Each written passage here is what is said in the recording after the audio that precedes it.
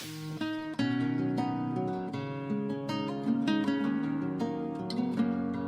that's right. I keep my cereal in my room and my thousands of ramen noodles. So I have successfully moved out of my parents' house. Uh, there was a lot of drama that I don't think I made fully aware on my YouTube channel. Although now that I moved out, who knows, I can probably bring more to light about that, but let's try to not focus on that right now. And then I wouldn't say get to the main point of this video, because this can be merely as an update video for perhaps what may be happening in the future, perhaps. So, but yeah, like first, let's just talk about the first obvious thing. Yeah, I moved out of my parents' house and I'm living in a room. And so, yeah, and so it's a pretty cool experience so far. Definitely this has been, I guess you can just basically say, a dream of mine to finally be out of my parents' house. Especially when it's like a thing where they want you to do one thing and you don't want to do that thing, and then you've got conflict. So now that I'm here, it's like I'm able to kind of just, I guess, do my own thing even more.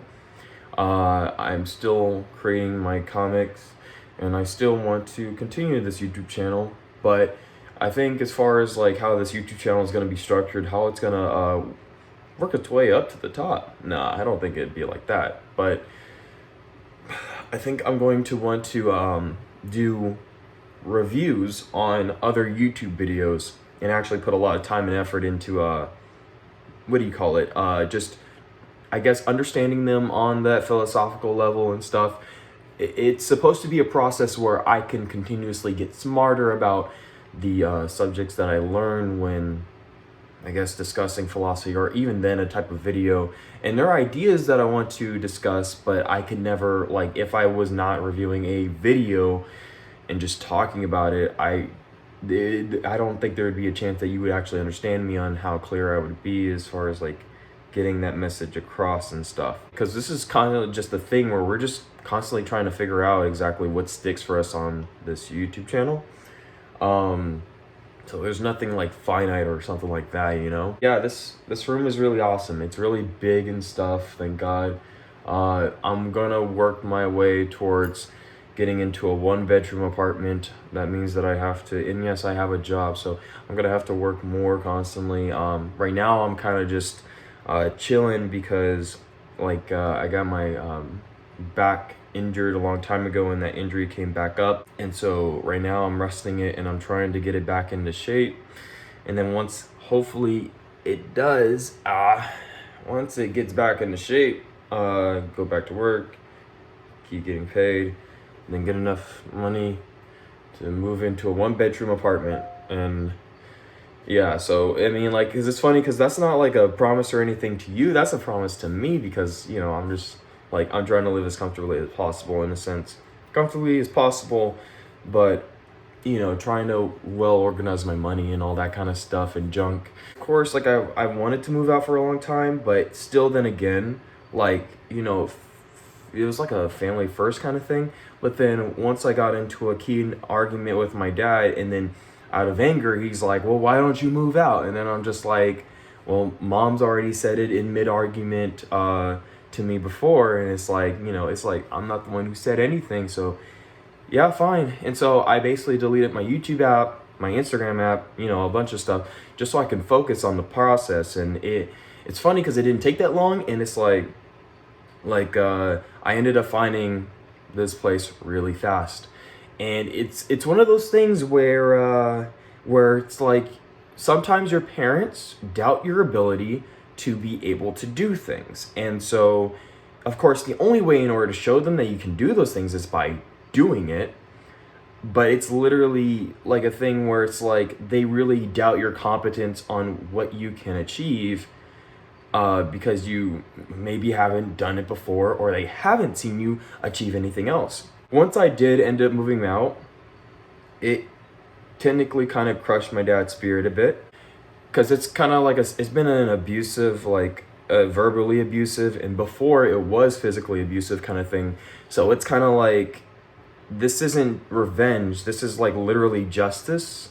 This is my unique situation, so therefore I can like kind of like point out like any like hypocrisies or anything that was good or bad in a sense.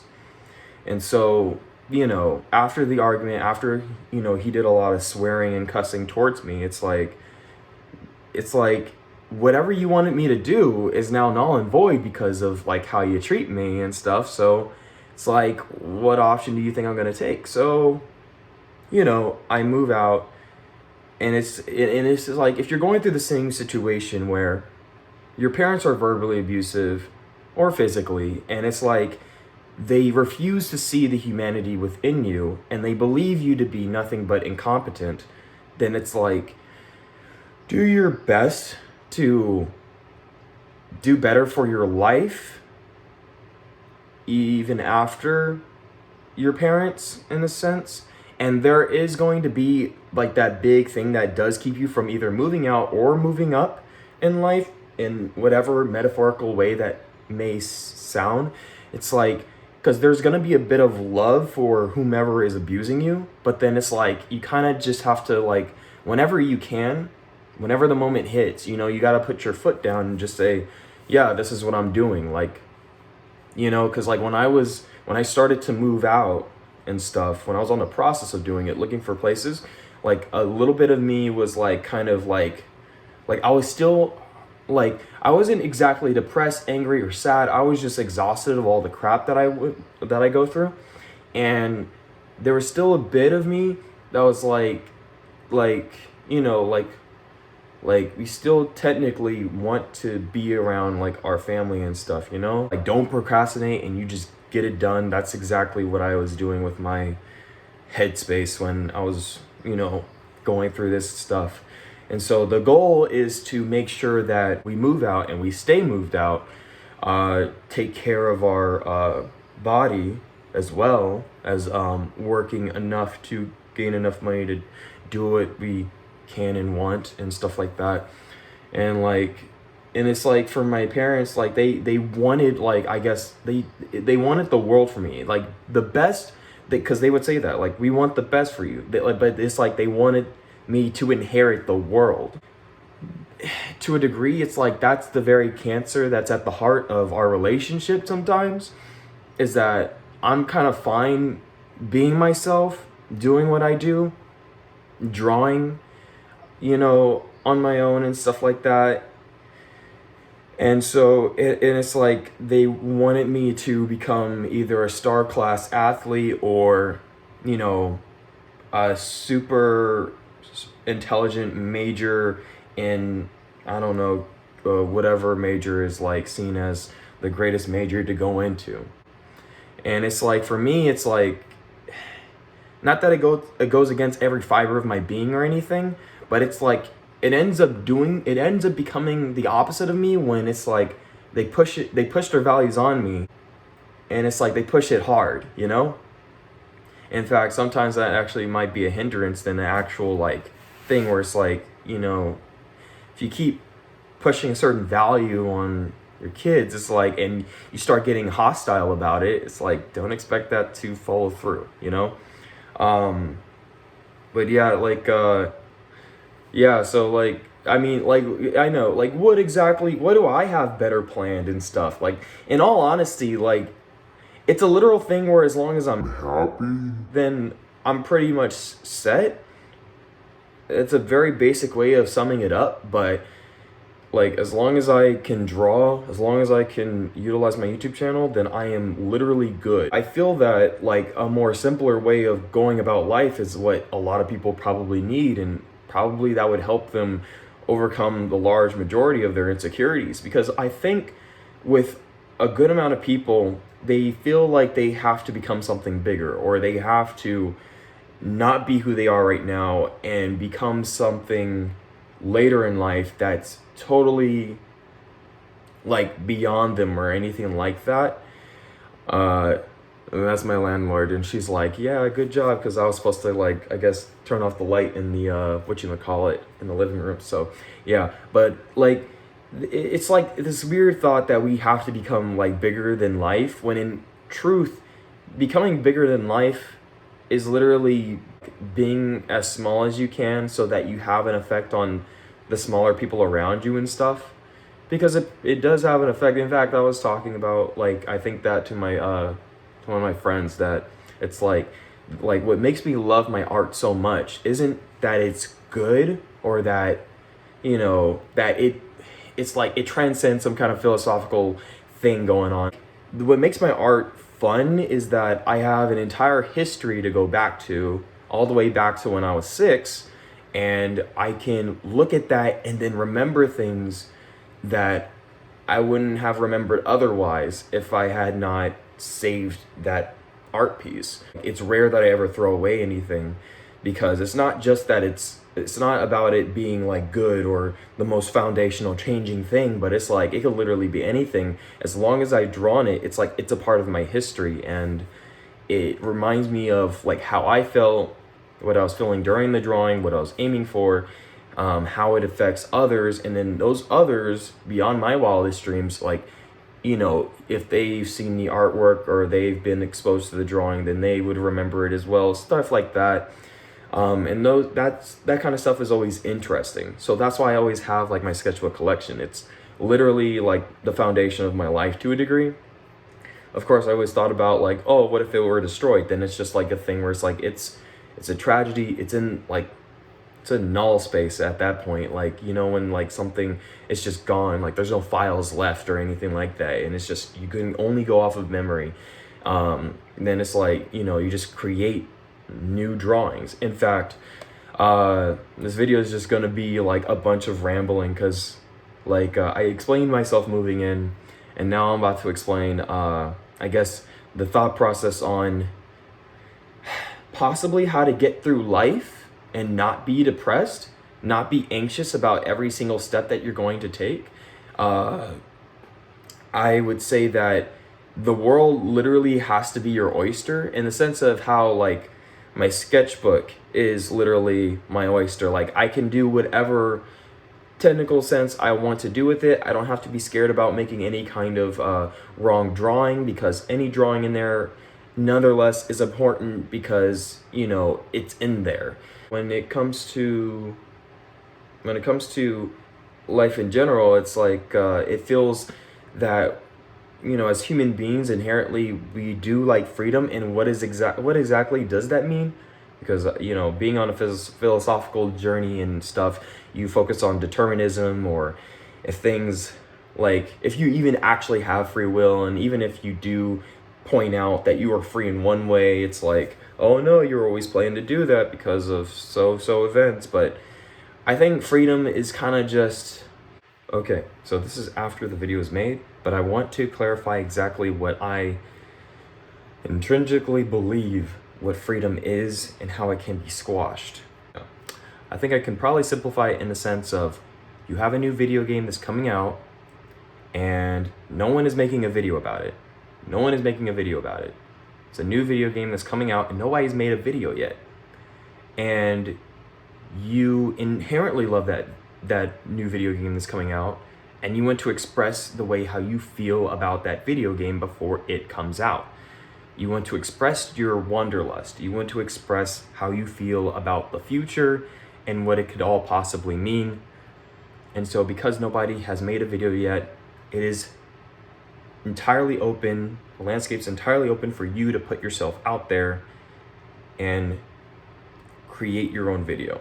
And sometimes I feel that what can also crush that sense of freedom is when there are already well-established reviewers, people, whatever, that already take the subject, the video game, and review it and give it a definite objective answer. Even though art is subjective, you see that you inherently believe that they are right because they have a more official platform, and that any opinion you might come up with might not contribute well enough because it doesn't match their criteria.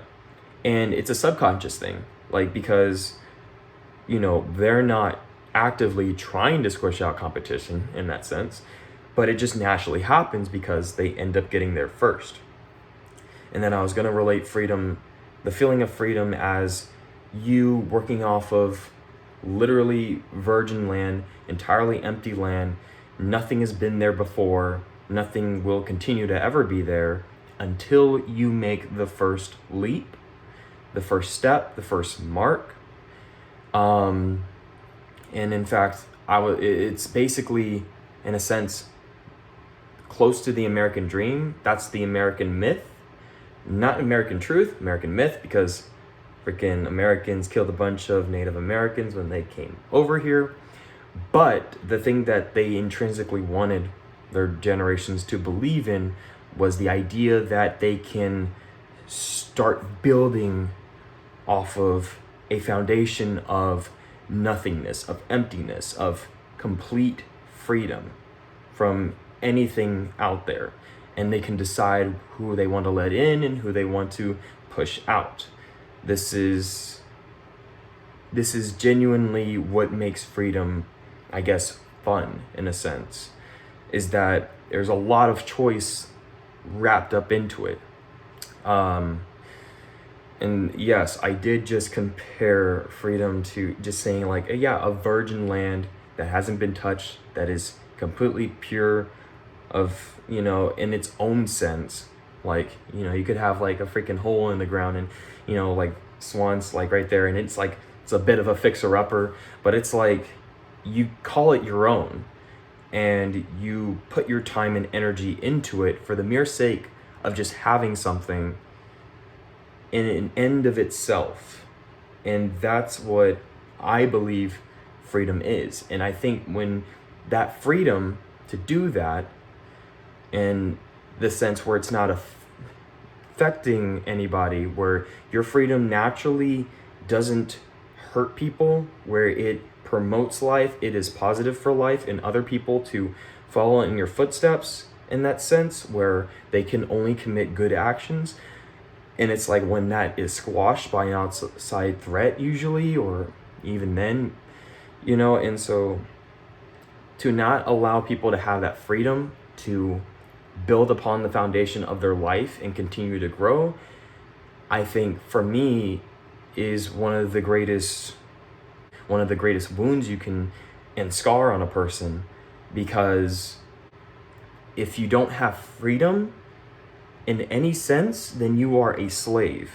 And usually slaves, they wish for death, because if you can't have freedom in your life, the greatest freedom, the greatest choice you can make is just basically to not live.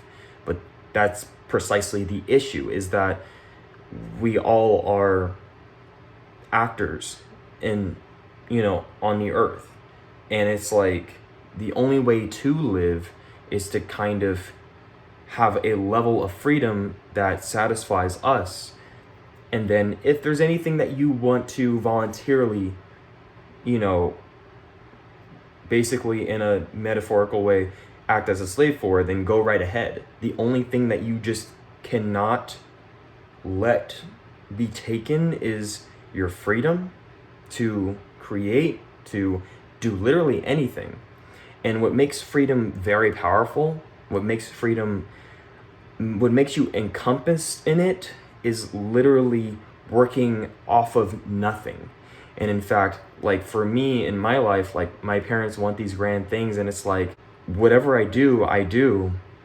It may not be for what you want, but it's like, it'll just be me simply living.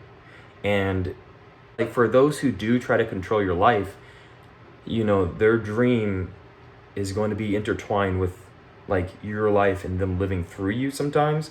And you have to, as a consequence of you living, you're going to want your own life, and you're going to basically ruin whomever is controlling you, their dream of whatever they idealize for you, because you have to be the master of your own fate, your own destiny. And if you don't take that option, you're going to be depressed and anxious for a long, long time, because that's when you feel like you can't move anywhere, when you can't go anywhere, when you can't think a certain way, when you can't act a certain way, and you just aren't free to do what you are used to doing in that sense, where it's a freedom that is entirely natural, that is positive for you, positive for people. When you can't act in that sense, it leaves you in disparity, because you know what you can do. You know the fun things that you can do that are good for you and good for your future and good for this, for that. You checked all the boxes. It's good. It's good, natural, honest freedom. But something is keeping you from doing that. That is the situation of disparity. You have the good, and then in that instance, you do have the bad. You have to work in a state of freedom that's going to require a lot of effort out of you, to where it is difficult. Everything you do after this point is going to be really, really difficult and hard and challenging. And there's going to be things in the road that you don't even think you are capable of until you actually do it. And it's a basic thing of faith with works. And I think faith with works is just intrinsically freedom. Working in good faith, not bad faith. Doing things for other people where you're not even sure about the ends of those means. And then if at the end you end up more bitter about that fact than you doing your own thing, the only person you can only be mad at is yourself, because you are intrinsically free. And in fact, maybe freedom in itself, it's totally appealing. It is addicting. But for those who do not acquire it, are perhaps just very afraid of what they might do or where they might be if they go on a more free path. Free in the sense of like choosing the job that you want, choosing the kind of career that you want, choosing the kind of major that you want. You know, just the only thing that you really can do is work within your own sense of freedom. And to a degree, if you have to do certain things like delete a YouTube app, delete an Instagram app, delete or just take things out of your life for an instant so that you can focus on the thing that you know you're supposed to be free in, then you can do that, because you only have enough room for so many freedoms. And in fact, I think luxuries are kind of damaging freedom to a degree, just a degree, because it doesn't require you to be self-reliant. It relies on you relying on the very much help of whatever company you're buying that luxury from. You can imagine the amount of people that wish that they were free, even though they are.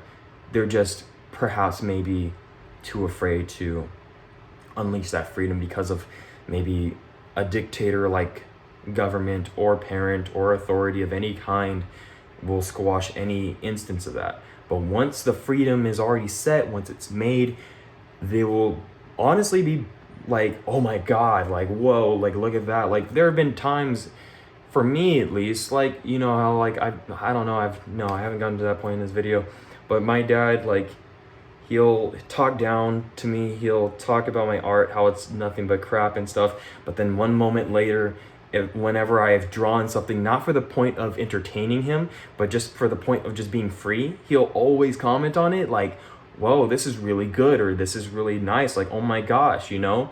And there has been a lot of instances where that has happened. Like, say for instance, when I played discus and shot put, I sectored, this is sports terminology, but I failed in track meets, you know, my first couple of track meets back in high school, and then he got angry about that, and I was telling him that it was the first time that I was doing a certain technique, and he was like, don't do that technique because you can't take it, you know? But then, you know, even then afterwards, I was still doing the technique, even if, like, supposedly it wasn't right for me. And then the last track meet that I had done, I got the highest score, you know, the highest, longest distance in throwing, that I ever did.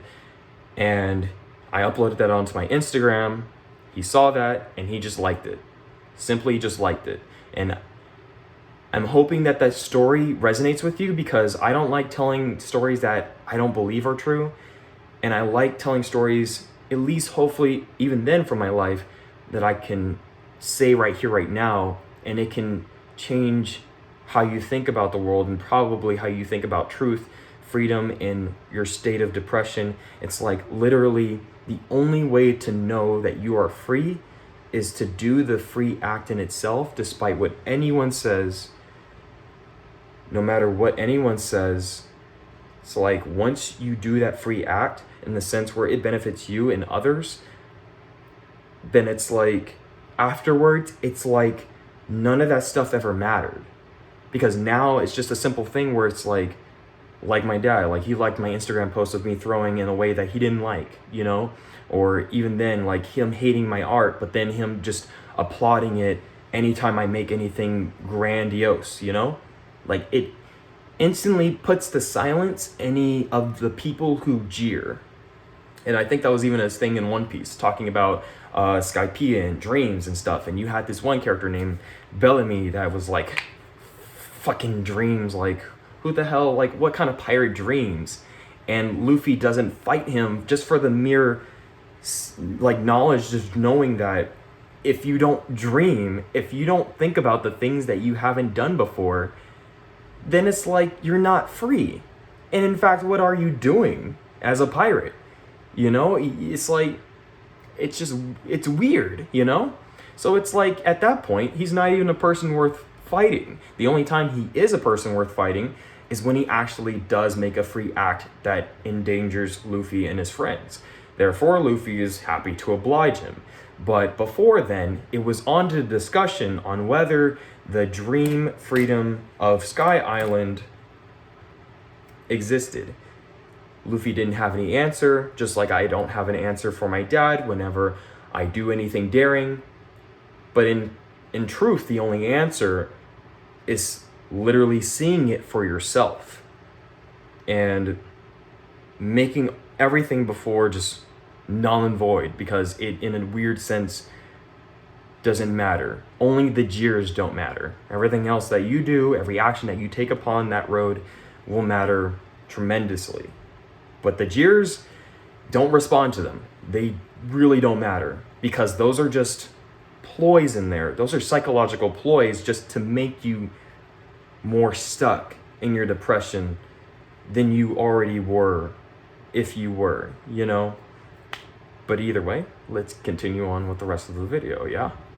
But yeah, either way, my drive to continue this video has already exhausted itself and stuff. I've done videos, I think I've done a 42-minute video just talking and stuff, and talking about just a bunch of nonsense. And my hair exactly was the exact same way that it is now. Will I fix it? I don't know. I have no idea. But yeah, I don't know. I guess it's fine that I have videos that go off for this long and I'm just like talking and talking and talking. Unless you guys are cool with it, I have no idea. Like, I don't know, who would sit to watch a 50-minute video just talking about, I don't know, whatever comes in, you know, the thought bubble and stuff.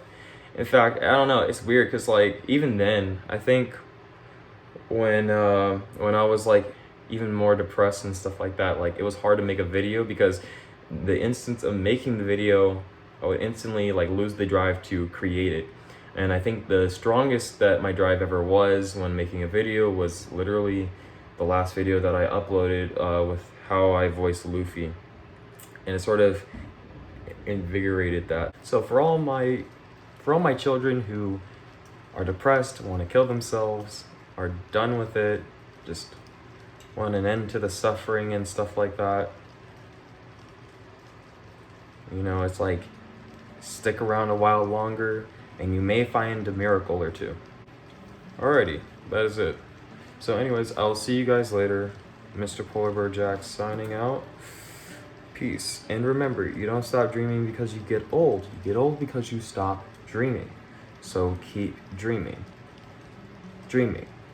Keep keep believing in the impossible, even if there is no reason to believe the impossible.